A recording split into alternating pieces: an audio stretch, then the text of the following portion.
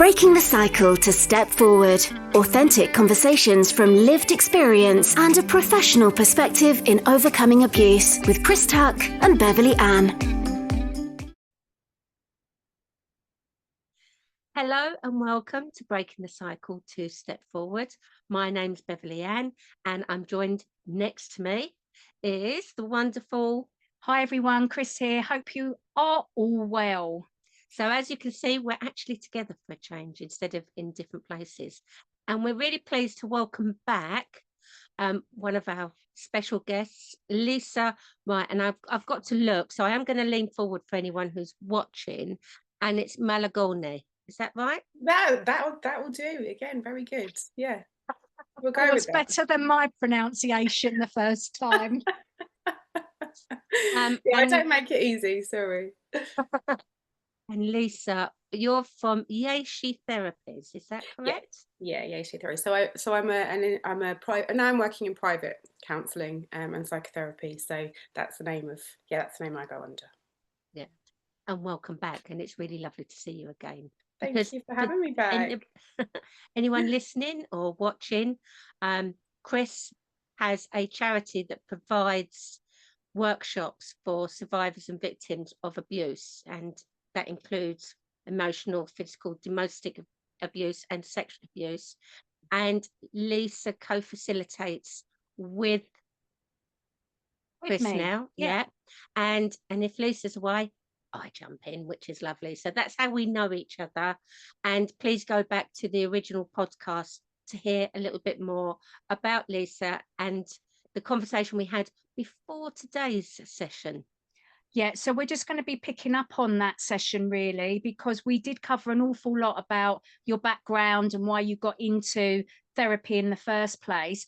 But you used to be a researcher, and I wanted to start this podcast off with that, because you said in the last podcast that you left research because... Yeah, I mean, for me, it was a little bit, and that's not to say that our work didn't make any difference, but we did a lot of social policy stuff.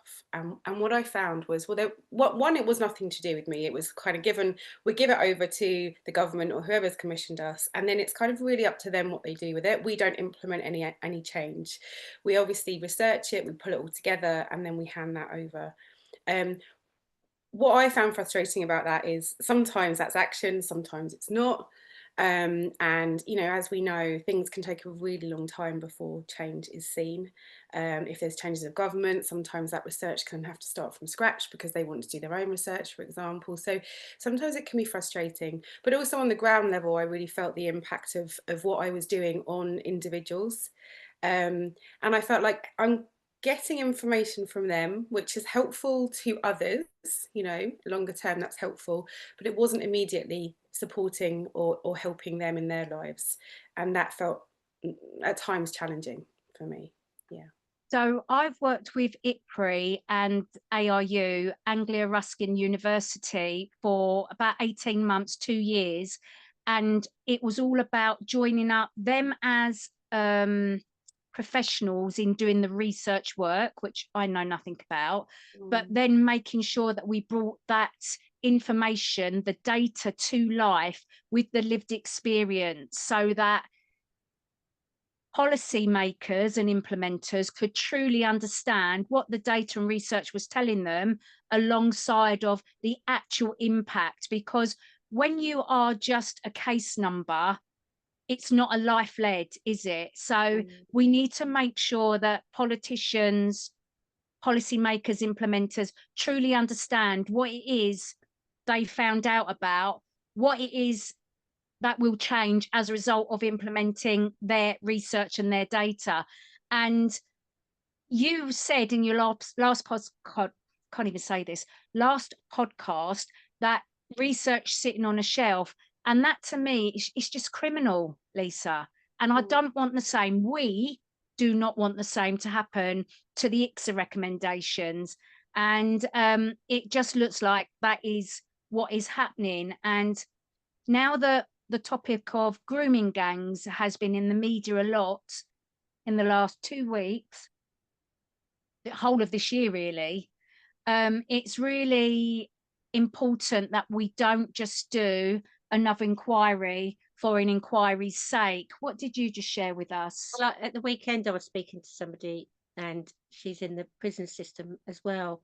And we were discussing this because it's so frustrating when you know, I hear as well in my own work with young people as well, about evidence, and looking for evidence and research. And I was even at a trauma training as well myself about a month ago, and the evidence that was being put forward, I was like moving a little bit and saying, and like, where's this evidence come from? And it's like, this is the evidence that we're using. And my whole body was physically moving because I was like, I know there's other evidence out there and it's not being used. And that's the evidence that's always there. And now we know what's happening with the grooming gangs. There's evidence all around. There's research all around. And I really feel passionate about this. Now I feel that we're being fobbed off with another inquiry. And as you said, Lisa, with any research, if a government changes, then it goes back again. And even though all this research happens, or an inquiry, however you want to look at it, what happens afterwards? And it was so different you know, the social policy versus the sort of commercial side of research is very different. Commercial side of things, you know, it's very fast, it's very quick, it's implemented straight away. I wonder why. Yeah, funnily enough, I've wondered the same thing. You know, obviously it's all about money and it's about increasing profits and everything else, so you know, that's really implemented quickly. You know, and obviously it is different, and we wouldn't want anyone to be going into anything gung-ho and just kind of changing things because of one piece of research, you know. But I think there is this frustration. It's how slow it is. It's who has the ultimate say? Where does it go? What do they do with it? You know, will there be continuity in how it's sort of handled and how it's followed through? And yeah, I mean, it can be incredibly frustrating. And what we've got to remember in the kind of research that you're talking about, these are real people, these are real lives, these are issues that really, really matter. And it's hard for them too. Yeah, and for me, one of the recommendations is from ICSA was data capture. Who's perpetrating? Where are they perpetrating? How are they perpetrating? Who is the victim? What harm is it causing? Etc. etc. etc.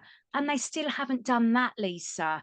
And you know, when Baroness Casey come out this week, was it last week? Last week, we're Monday today, came out last week and said about, guess what? We need data capture. It's just like, oh, please, come on, let's just get the foundations and the basics in place. Because even that, putting the foundations in, it all takes time anyway.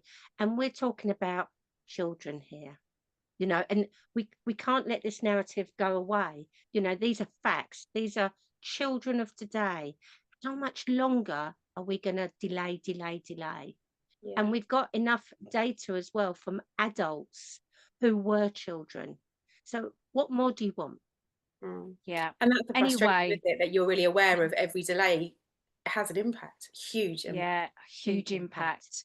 So I'm not saying, just to clear this up, that grooming gang inquiry should not happen. What I'm saying is that it shouldn't delay what we already know from serious case reviews, SCRs, what we know from all different inquiries, and what we know from all different data gathering exercises that have already taken place. That is what we're saying. Now, there's two terms that I just want to pick up with you from last podcast, Lisa. The word resilience and the term psychoeducational. What do they tangibly mean? Okay, good. So let's start with the latter. Let's start with psychoeducational. So, I mean, really what that means is it's anything that's teaching us how to deal with things that are to do with psychology or our psyche. So, you know, like we go to school to learn about things. I actually think, you know, it's getting better in schools, but I still think there's a lack of psychoeducation. So around kind of the impact of things, what it means for us, you know, dynamics, relationships, what abuse is, what it looks like, what the dynamics are, you know, all of those things I think are really important for us to learn about. So when someone first comes into counselling, they might never have heard the word, you know, abuse. So they've heard it, but they wouldn't relate it to themselves. And then sometimes you have to help them frame their experience as, well, this is abuse. This is how we would term what's happened to you. And of course, that can be quite a shock to people, because to them it's just their reality. It's kind of, and sometimes, especially working with young people, they think that's normal. They don't realize that there's difference out there. Some of them have worked that out already, and they can put pieces of the jigsaw together, but it's rarely a complete picture. So what our work is to sort of, we psychoeducate them around what these dynamics and these terms are, and we help them to piece together how that relates to them in their life. I'm using the example of abuse just because of the podcast that we're using, but it can be on anything. You know, it might be relationship dynamics, it might be you know, stages of grief, it can be anything, but it's helping people to understand and to educate themselves on some of these things that actually they're kind of universal, they're not just personal to them. And do you feel that when someone has psychoeducation, that it can empower them? Because that's how I look at it. Yeah. When you've got information, when you've got new knowledge, it can really help you change the way you see things and helps you move forwards. 100%, yeah. I mean, that's really the reason for it, because once, you know, people can understand their experience often from a felt sense, and their body will often tell them what's going on for them. You know, we talked last time about how our body holds the trauma, or, you know, we go into fight or flight mode. But to understand it cognitively is sort of the next step. To understand, well, this is why this is happening to your body. This is linked to this thing that happened then, and this is what that thing is. This is what it means, and this is what it looks like. And does that resonate for you? So the minute they can have that clarity and that understanding, there's often a real sense of relief. Oh my goodness, like, I'm not the only one that's experienced this, or I'm not crazy, or and there's a sort of perhaps a sense of hope that can come in. Not always, sometimes it can bring real despair first, because the sort of understanding the enormity and the severity of the situation that you've been in is part of the process. But it can, for others, bring almost an instant sense of relief. And I think sometimes this is the case when you're working with someone who's not directly in the trauma anymore, but perhaps it's still having an impact on their life. They can suddenly go, oh, all these things make place. They can like pull the strings together and understand that, okay, well, those dynamics that exist there, and the reason why I'm struggling with this, it's all because of this thing that happened. And it really starts to make sense. And they can put the jigsaw pieces fully together and see the whole picture. Well, as I'm sitting here, a pair of us are like nodding dogs. That's all we can say is nod, nod, nod. Because at the end of the day, I mean, we have our own lived experience apart from professional perspective as well. But if we take it back to our personal experiences, I remember after having two very young children, that's when my time came, when I thought, I can't hold on to this anymore. I don't understand what's going on. And I thought I was the one losing the plot. And to find out that actually you're very normal and this is what's happening was a huge relief. But then after that came the grief. Yeah. Because as you were saying, you know, my upbringing I thought was normal. Yeah. Why wasn't it? Yeah. You know, and I look back now and I think, how did you think that was normal? Well, because you knew no different. No, I know. But it is shocking, and I'm going to say shocking because that's how shocking it is. But then there comes the grief of what you didn't have. Yeah. Who would And I sometimes be? people don't fully understand that, because, you know, everyone knows what grief is in the sense of losing something or someone. They might not have gone through it, but they can sort of empathize with, you know, thinking about a loved one and thinking if they lost them, or a pet, or anything, a prized possession. But I think this idea of the loss of something that you could or should have had is very different, because people don't get that on the same level, you know, especially if they've come from I mean, I think it's very hard to say healthy family, because I think, you know, all families have something, right? Yeah. But if they've come from a good enough family, you know, that can be a really hard concept, because they just don't have any understanding of that. And they can try and empathize, of course they can, but it's sometimes really hard for people to understand. And you hear it all the time, even with kind of the understandable grief, like when someone's lost a loved one, and then you'll hear them say later, well, I tried to support my friend, but until I lost my own parent or sibling or whatever, I Mm. really didn't get it. And now I can see the difference now that's happened to me. And you know, at some point we will all experience that kind of grief or loss, but we won't all experience the kind of grief or loss from abuse.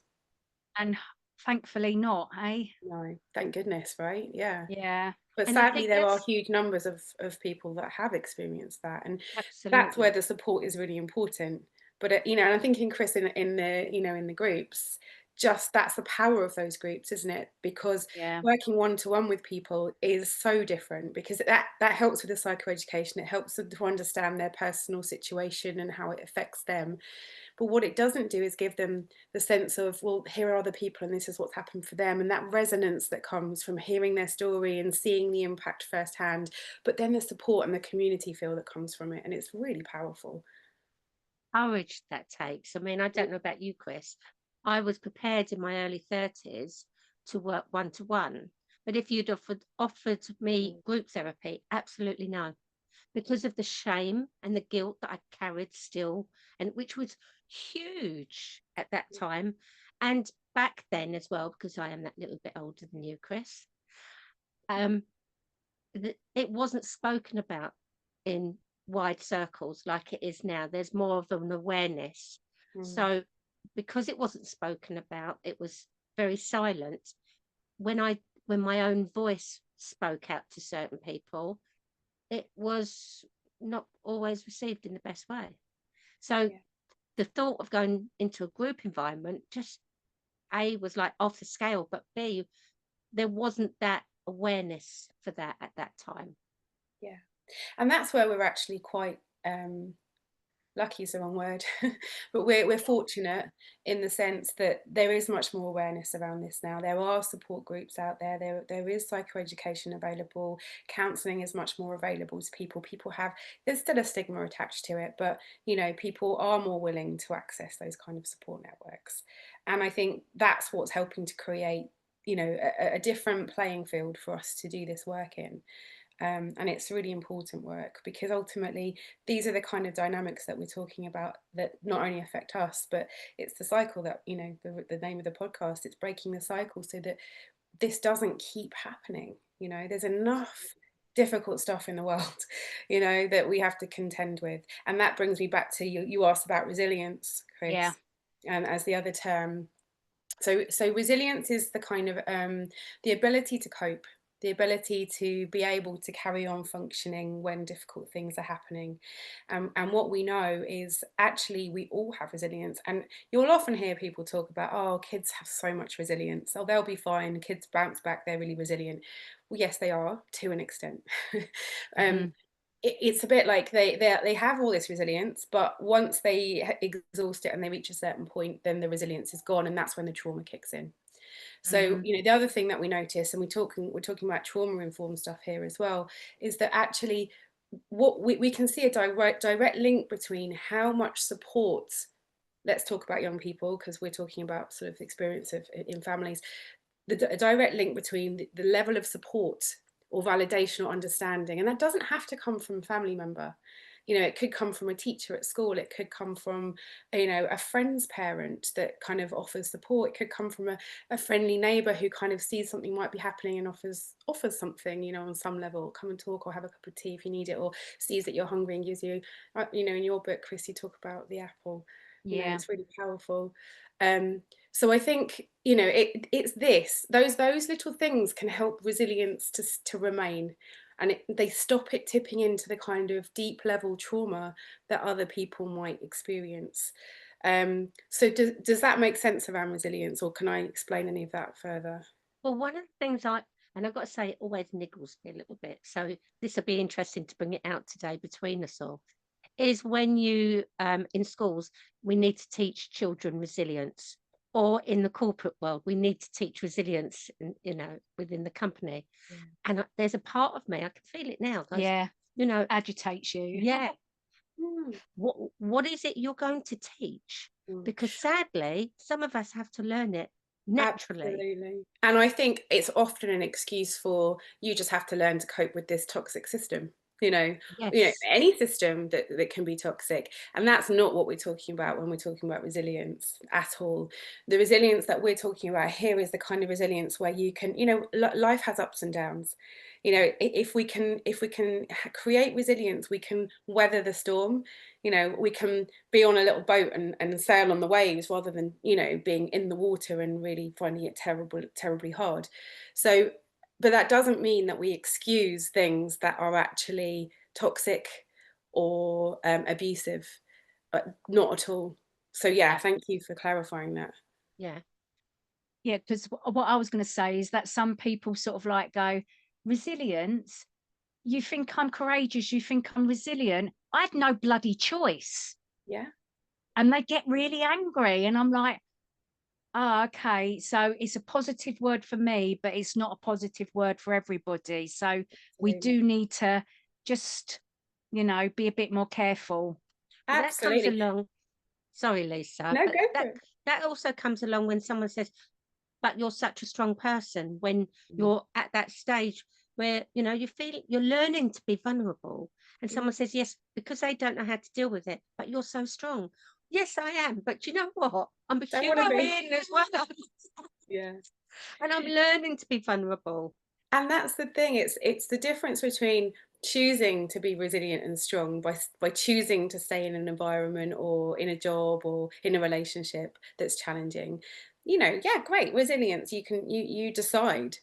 But the difference when it comes to the abuse and the toxicity is that very often there's absolutely no choice. There is, that certainly isn't any choice when you're a child, and then even as an adult, if you've experienced these challenging dynamics, people always go, well, everyone's got a choice whether they want to stay or not. It's not that simple, actually. It really isn't. Because there are young parts of them that are traumatized and stuck at the age where the trauma happened. They don't, they understand on a cognitive level that they're an adult, but they don't have the resilience, I'm going to use the word, they don't have the resilience or the foundation or even the self-compassion sometimes, or the psychoeducational knowledge to fully understand everything. And even when they do, sometimes the danger of getting out of that situation, sometimes it's the physical danger and other times it's the emotional danger. It's huge. Absolutely. And that brings us nicely, Lisa, onto toxic shame. And I know I've used the word nicely, but the wonderful thing about this podcast is we're talking about some very deep and meaningful things, and we have to talk realistically. So I am going to use it, brings us on nicely to it, because it's important that we talk about it. And toxic shame, how would you describe that, Lisa? So shame it's not even an emotion, it's the thing that we feel when we believe that we are the problem. Right. So it's worse than blame. When we blame Mm. someone or something, we're saying it's their fault. But when someone's blamed, they can say, no, that's not my fault. They can sort of push back. When we feel shame, it's because we in some way internalize it, we swallow it, we believe it. And that's what turns it into shame. And shame is a really insidious, difficult emotion. Let's call it an emotion. But it's very, very challenging, because once we feel shame, we basically believe that we are faulty, wrong, we're a problem, that it's us. It's not the other. And then we're very, very vulnerable to other people putting all their stuff onto us as well, and us swallowing it whole. So, and the toxic part of it is when people know that that's what's happened. I think there's an element of, if we look at I don't know, I know one of the things that we talking about today was narcissism.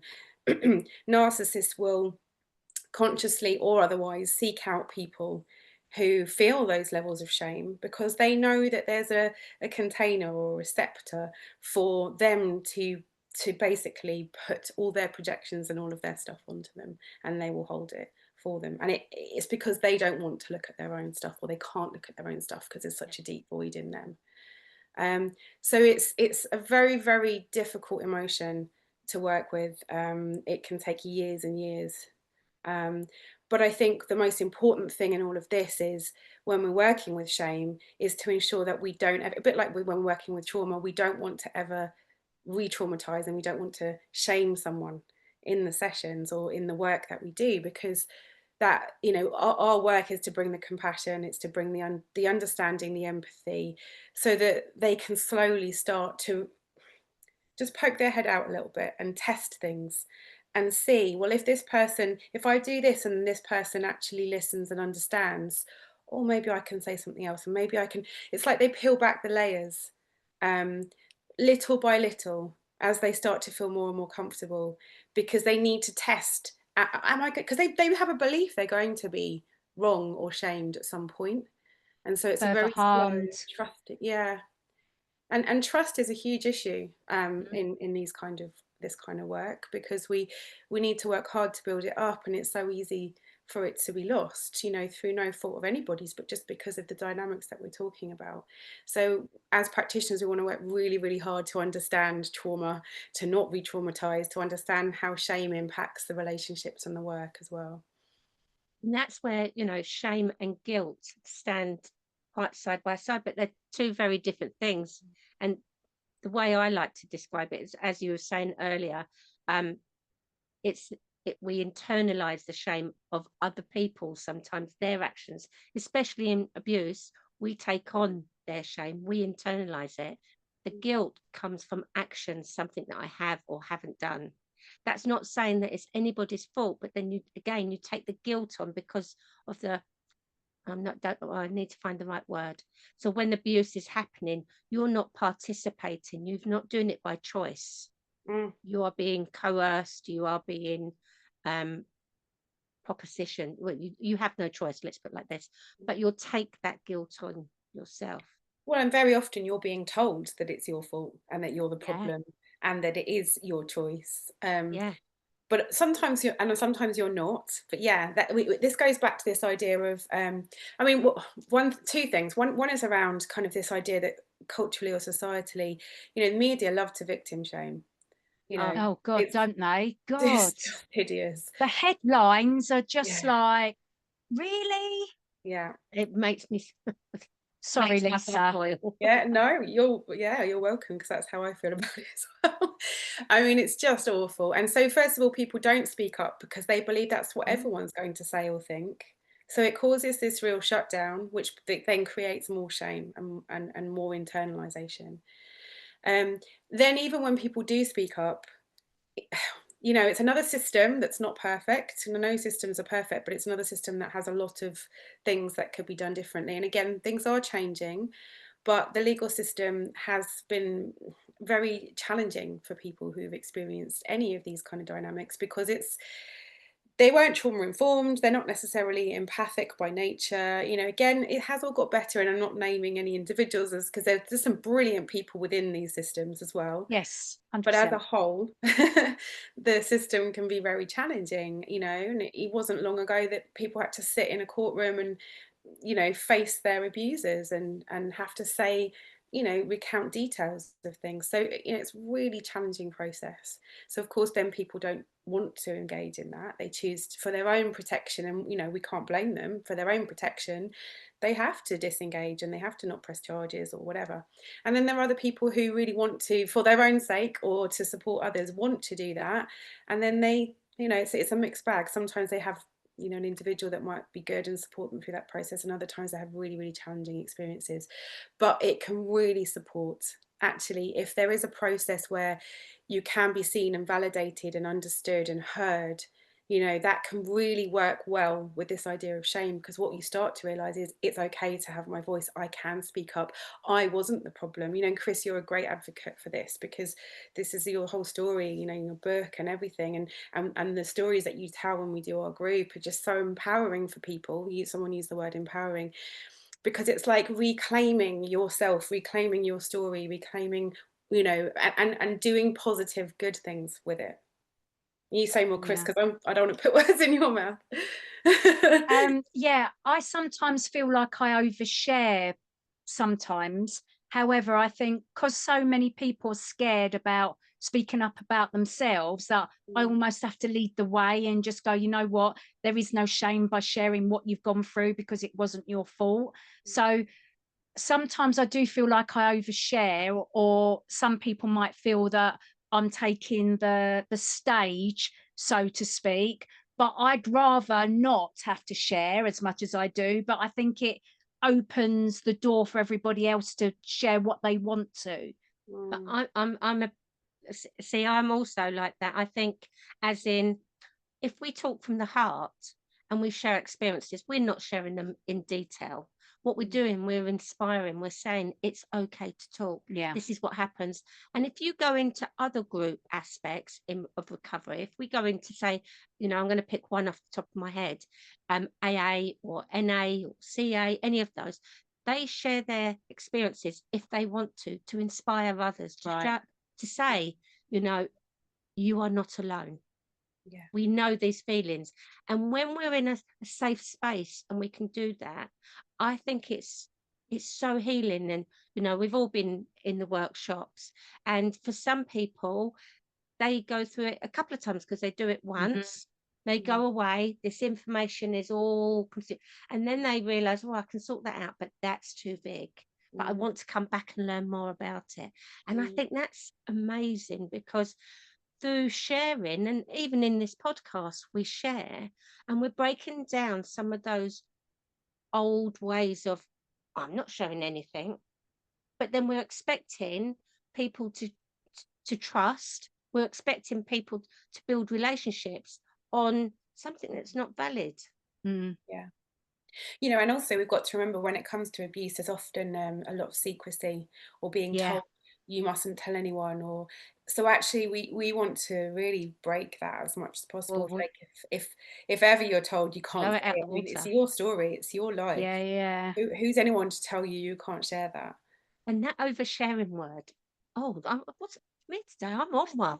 That goes in the same box as resilience, because it's like, who are you to say that I'm oversharing? Because actually, if you stepped into my life, that is only a tiny, tiny bit. And that's about other people's fears. I was about to say that says more about other people than it does about you, because it's their inability or their lack of capacity to stay with what you're sharing. Perhaps, I often see it where people, they have their nice little lives and they're going along fine, and they don't want sort of other things to get in the way of that. And that's fine, good for them. But that doesn't mean that you're a problem for bringing this stuff in, or that, it's not okay for you to share that. It's up to them whether they want to engage with that or not. But what I find is that when we're in constellations work, we talk about the weights. So the weight that someone holds. So often you have to feel, and it can be the same when you're looking for a professional to work with. You will sense energetically whether someone has the capacity to hold what you're bringing, whether they have the weight of that, whether that's because they've been through it themselves, or because they just have a lot of understanding around it. Perhaps they've worked with it a lot professionally, or perhaps both. It might be both those things. But you sense it, and you can only open up when you feel that that's there. And if you open up in other ways, and that's where perhaps this idea of you feeling like you're oversharing, Chris, is because sometimes you have to share it in places that don't feel safe, because it's in a public domain, and it's about raising awareness, or it's about fundraising, and you're doing it for a purpose, but actually for you as an individual, that's not a particularly safe environment at times. Yeah, it's really strange, this thing of public speaking and trying to use your experience to make change happen without sharing your story over and over. And I just try and say, I've experienced all forms of abuse. I've witnessed domestic violence, and that's left there. But this is what happened to me in the system. This is what went wrong, this is what went right, and this is what we need to do more of and less of. So I like to get to the nuts and bolts of what needs to change. But sometimes you can just see that they want to wheel out the individual and know the juicy details. And I'm like, I've written a book, read that if you want to know the details, because I can't open myself up to that all of the time if I want to work in this space and be healthy and well. But also it's really shocking. I'm just thinking, sitting here, of an experience I had when I was doing my training, so like voice training, speaker training, so that I could learn to speak appropriately, so that I could be heard and not waffle. And right at the beginning, I gave a really innocent account of why I like daffodils. And it was a really innocent, and yes, I mentioned sexual abuse, but I didn't, that's all I mentioned. I didn't mention, and there was a journalist, and everyone in the room had to give feedback. And this journalist said, "You are oversharing, you're making your audience feel uncomfortable." And luckily, my speaker coach and voice coach is a woman called Ali Harold, who was absolutely amazing. And she was like, "You carry on." And she gave, great platform. And right at the beginning, it made me very self-aware about my own wellness and what am I happy to share, and understand that not everyone can receive it. And I think that's important for people to be aware of when they're sharing experiences. Yeah, absolutely. And Life this idea lesson. of boundaries, like how far we can set our own boundaries now, and that's not something perhaps that could have happened before. And so it's about learning what boundaries are. Where do we want to where do we want them to be? They're movable. At different times they might be in different places. They're not fixed. But again, these are not things that we'll have had experience of when we're children, or when we've been in these difficult abusive relationships. We won't have. Well, there would have been no boundaries. We couldn't have had them. Or if we had them, we wouldn't have been able to assert them in a healthy way. And so a lot of this resilience building, going back to the idea of resilience, if we have healthy boundaries, we also increase our levels of resilience, because we don't let as much in. We can choose. We can't always choose, but we are more able to choose. We're more able to sort of create firm boundaries to keep things out. We can choose what we ingest, what we swallow, and what we don't. So it's really important as part of the healing. But of course, it's still not always possible because of the world that we live in. Sometimes things are thrust upon us and we can't help it. And I've just had a thought about you oversharing. I don't believe you do, but maybe that also comes from your experience as a child, because you tried to tell people. You wrote a story and the teacher told you. Your imagination was over imagination. Yeah. And there's a perfect example into our adulthood, how we bring through our experiences, because it's deeply embedded in your subconscious, because that message was sent to you multiple times. Yeah. But the Sorry. sadness in that, I mean, that even when someone speaks out, that at the time they weren't believed. Yeah. Not only were they not believed, but there was multiple people that they told, and then it wasn't supported. I mean, I hope that's one thing that is changing for the better. And I in some cases I see that it is, but in other areas, and again, it's about the individuals, I think, within the systems rather than the system as a whole. And that's where we need to improve. And this is when it's a real misnomer, because if it's not evidenced, it's not written down.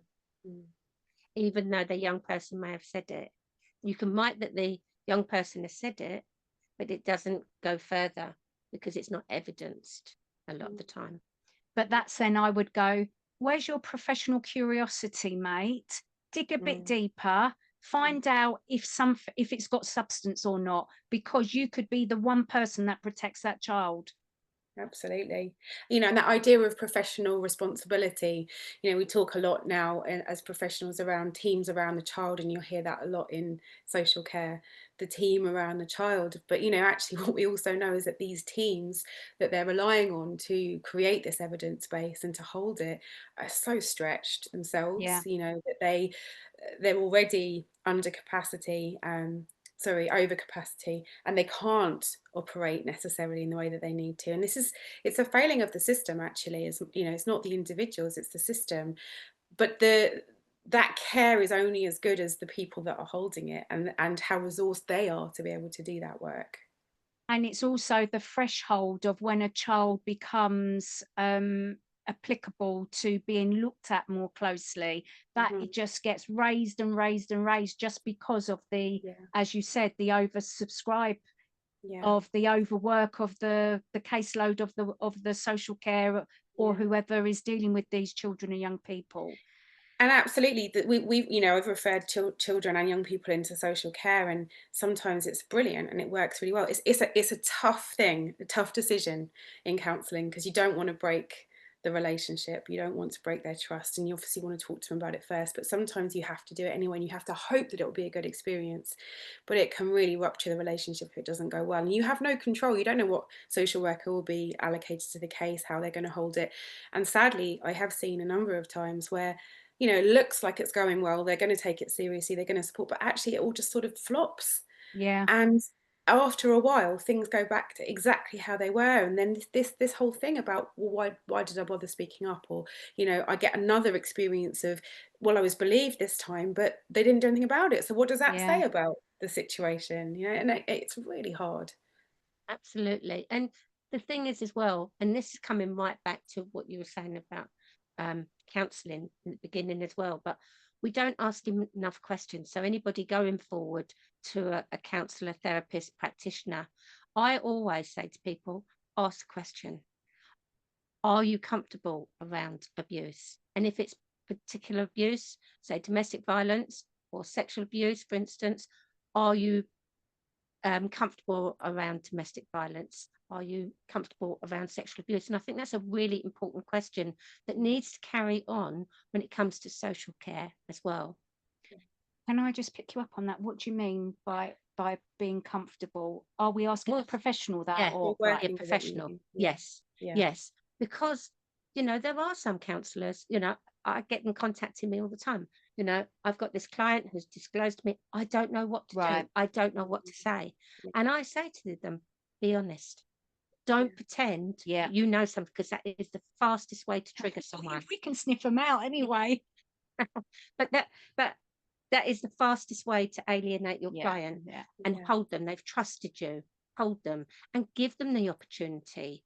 Do they want to be referred to somebody else? They might say no, but if you've been honest and say, you know, whatever, I'm not going to put words in people's mouth, but that's the shame about social workers. You get allocated. You can't actually say, well, what experience do you have in allegations of sexual abuse or physical abuse? And they are key things I think that we need to be asking more and more. Not to point the finger, but to make sure that the right people are working with the right child or adult. You know, and I always like to hold space open, you know, particularly on the initial call that I make with a client or in the first session, is, you know, this isn't just about me asking the questions. If you've got questions, absolutely, I'd love you to ask them. And, you know, anything goes, you can ask anything, because if someone from that initial session is given the opportunity to speak and to ask, and, you know, to recognize that the power is with me ultimately, but I want to try and level that playing field as much as I can, knowing that there will always be a power imbalance, but that's something that we are open about, that actually this isn't about me having power over. I have perhaps more knowledge or more experience in working with this, you know, but I want to impart that information and that knowledge onto you, so that we're working as a team to move forward, because you are the expert in your life and your experience, not me. You know, and therefore it's a collaboration. We're like two nodding dogs here with nothing to today. But I mean, I'm quite passionate about this because, you know, counselling is an unregulated profession, meaning that anyone could just go out there and say that they're a counsellor without any training. And so, you know, on yeah.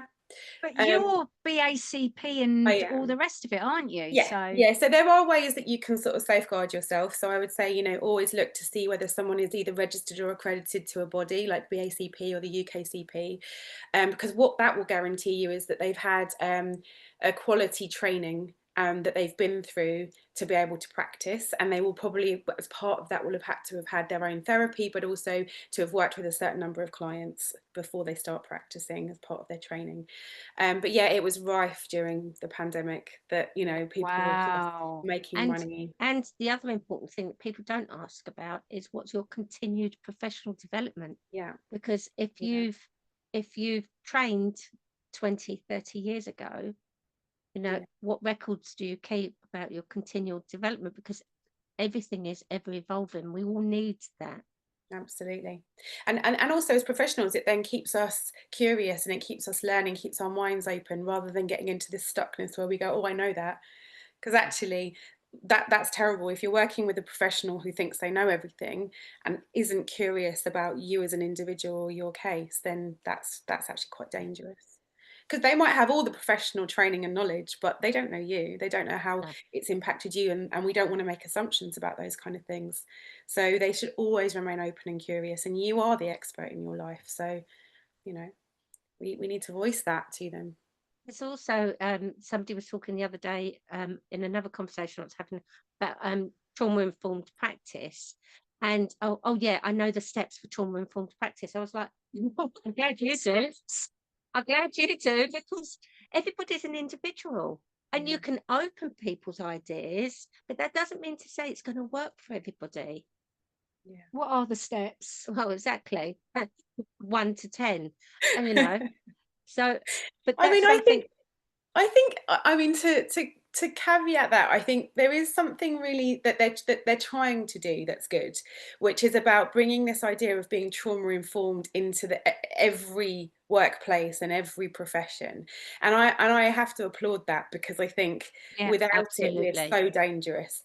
And of Yeah, course, any system where you're trying to make a manageable, psychoeducational thing available to the masses is going to be flawed. So it's all about, the individual then recognizing that and being able to tailor it to an individual. But I think what I'm saying is it's great that that's going out there and that we are starting to talk about trauma and how we can support individuals who've experienced trauma, so we're not re-traumatizing them, Yes. and that we're creating environments that are supportive.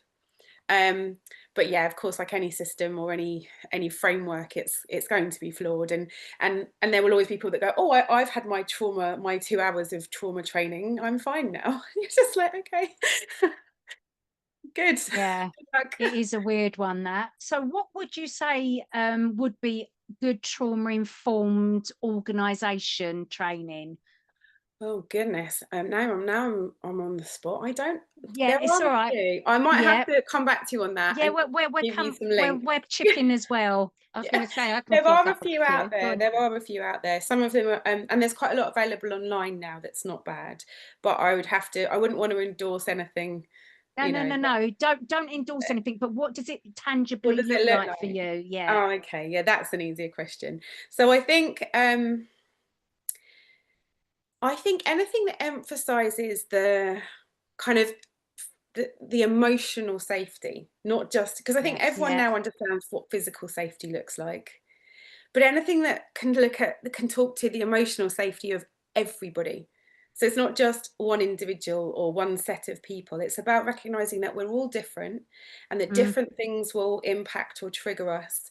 And so also having a system that can support anything that comes up or goes wrong in a compassionate, understanding, caring way.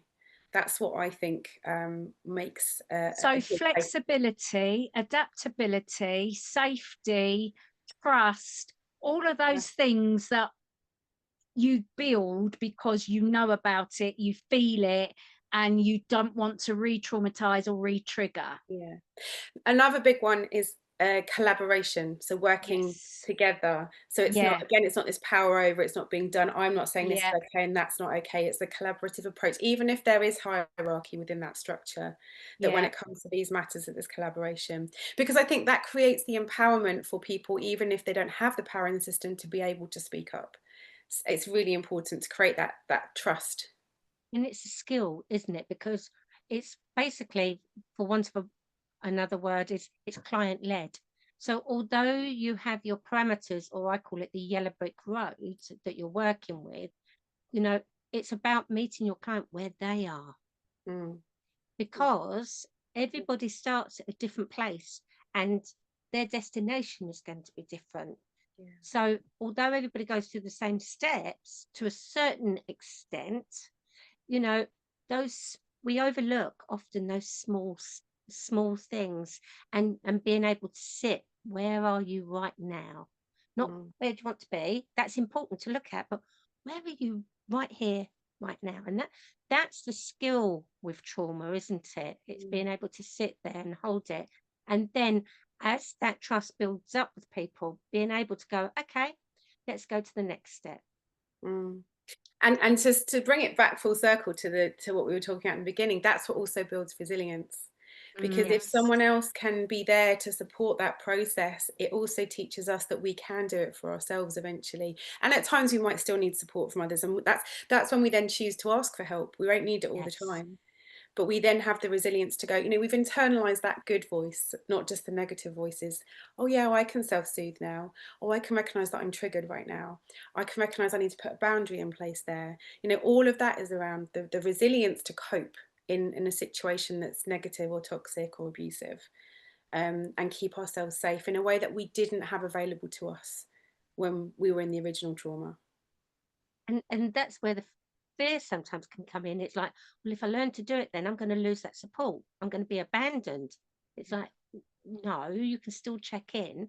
We're very honest. We still, to keep well, we check in for therapy. It's something that we have to do. But therapists have supervision anyway, so Absolutely. everybody is part But of. not everybody. Not every, No, but okay. that's again, you can ask But that question. if you're regulated by or a member of these bodies, that will be Yeah. a requirement of you, and you have to work to an ethical code as well. Yeah. So that's where there's a safety net to make sure that they are under Yeah. these bodies. I know you've got to go soon, Lisa, but I really wanted to touch on one more thing, okay? When someone is in a cycle and they can't see a way out, and they come on to a course like ours and everything is great, they leave, and then they get back into their own patterns, their old cycles. How can we help them shift that, change that? Because I'm really stuck at the moment with several individuals that are finding it really hard to just push themselves forward. They're just going backwards, and I find it frustrating that I can't help them out of that. I know it all comes from yourself as an individual, but when they're really, really struggling, the only answer I've got is please seek out one-to-one counseling, because I just don't know what else to do with that. Well, I think that's great advice, because often, so a number of things come to mind, but and I say this carefully because I don't want to blame or shame. No. But sometimes we can get very wedded or attached to being the victim, because even though it's been awful, we're not in that same situation anymore, but it gives us something, Right. maybe it's that validation or that understanding or whatever it might be.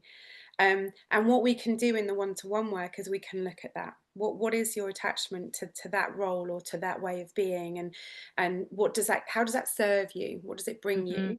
And what would it be like to give that up and to move somewhere else? Yeah. So it's quite deep work, because it can often reveal another layer that they're not aware of yet. So that would be one approach that you can take, but obviously that needs to be individual work. 100%. Yeah. Too deep for a group.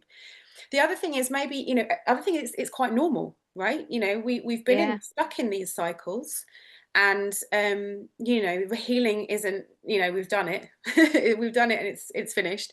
Healing is cyclical, and so sometimes it might look like they're not moving, but actually they are. They're not in exactly the same place as they were when they reached the last part of this cycle, and that it can take time and it can take effort and consistency. So I have said that. I have said that you're never going to be in the worst place that you were.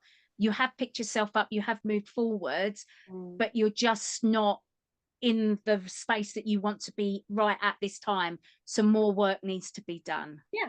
And things come up in life, right? So there's maybe there's difficult experiences that are happening around them, and then they feel like they've gone backwards, but actually they haven't. They're dealing with it in a different way, but they can't quite see it. So I think there's a normal cyclical thing that goes on.